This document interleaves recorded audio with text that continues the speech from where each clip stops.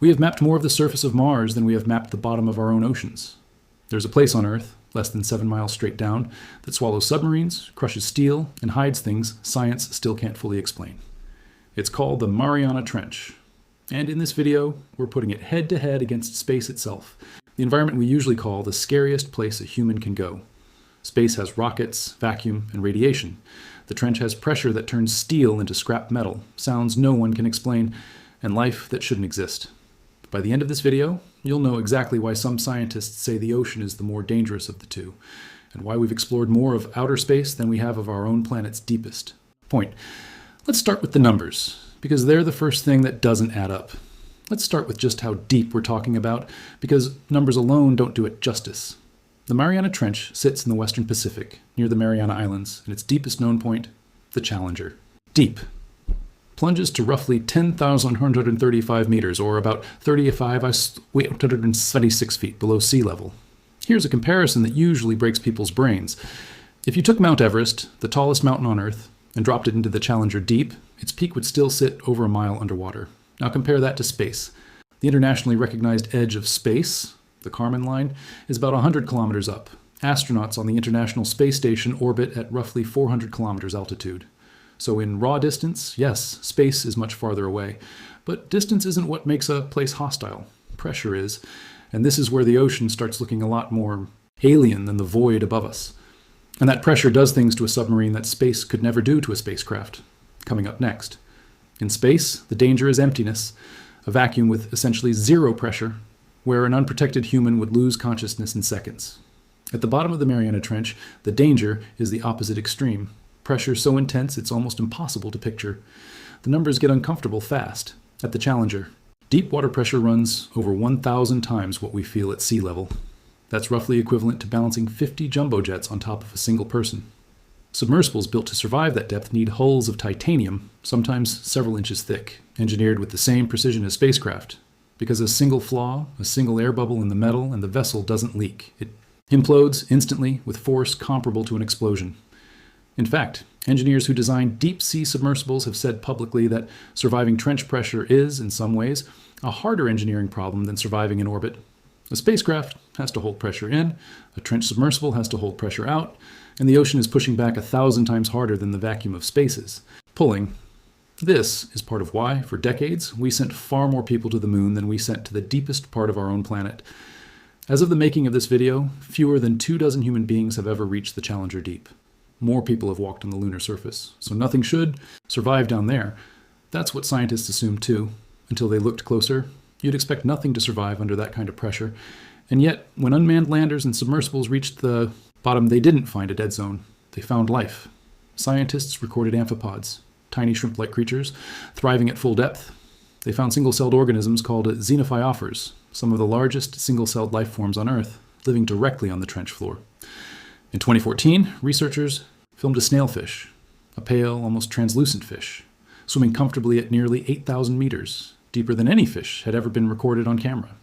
These organisms survive using biological adaptations that read almost like science fiction, proteins that stabilize their cells under crushing pressure, and in some cases, chemistry that would be toxic or fatal to surface life. Here's the part that connects directly to space exploration. NASA and other space agencies have studied trench organisms specifically because they are considered some of the closest analogs we have on Earth to what extremophyl life on other worlds, like the subsurface oceans of Jupiter's moon Europa or Saturn's moon Enceladus, might look like. In other words, some of the best clues we have for finding alien life aren't coming from telescopes. They're coming from the darkest, most crushing place on our own planet. But the creatures weren't the strangest thing scientists found down there. The sounds were. In 2016, NOAA, the U.S. National Oceanic and Atmospheric Administration, dropped a hydrophone, an underwater microphone, into the Challenger deep for several weeks to record ambient sound. What came back surprised the team. Rather than silence, the recordings picked up a continuous layer of noise. The moans of baleen whales, the churn of ship propellers from the surface, the hum of earthquakes traveling through the seafloor, and typhoons rumbling faintly overhead, all layered, together in the deepest point on Earth. But it was one particular sound, recorded years earlier in 2014, that became genuinely famous in oceanography circles. Researchers nicknamed it the bloop, a massive ultra-low frequency sound picked up by multiple hydrophone stations spread thousands of miles apart in the Pacific. It was loud enough to be detected across that entire distance. Something scientists said, at the time, was beyond what any known animal could produce.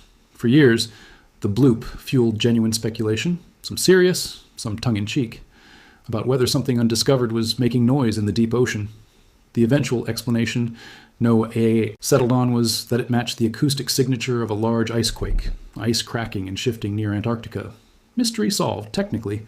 But here's the unsettling part.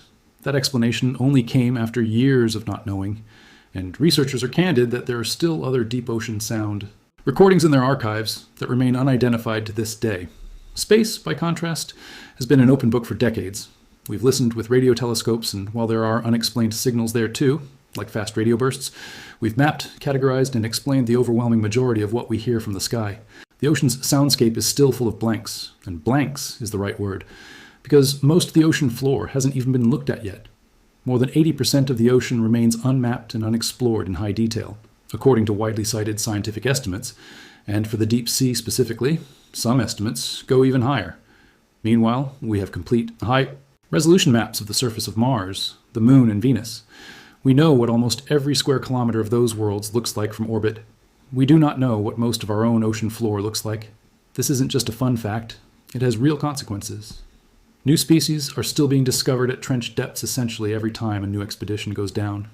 Entire ecosystems, built around hydrothermal vents and chemosynthesis instead of sunlight, have been discovered only in the last several decades. There is a real, non-hypothetical chance that things living in the deepest trenches on Earth have never been seen by a human being or a camera at all. When we talk about the unknown in a space context, we usually mean unimaginable distances, light years, other star systems. When we talk about the unknown in the ocean, we mean it's sitting a few miles beneath ships that cross it every single day.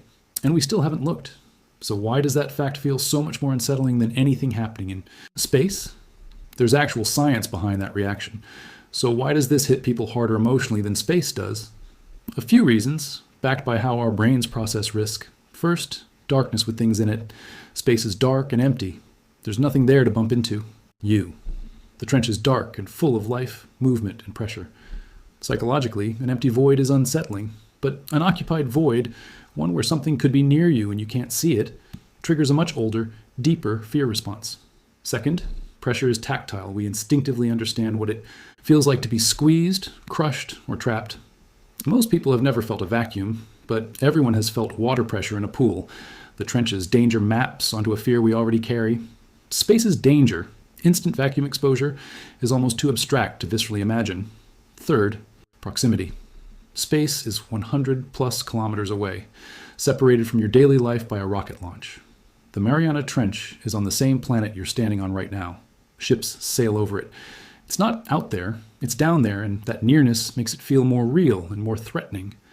This is likely why deep sea horror as a genre, from real documentaries to fiction, tends to unsettle people in a way that space horror doesn't always manage, even though, statistically, humans have died and been injured in both environments.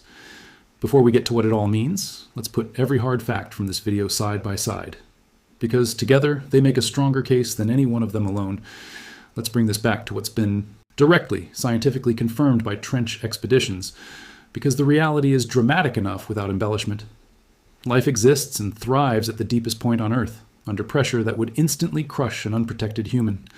Organisms there have biological adaptations being actively studied as models for how life might survive on other worlds.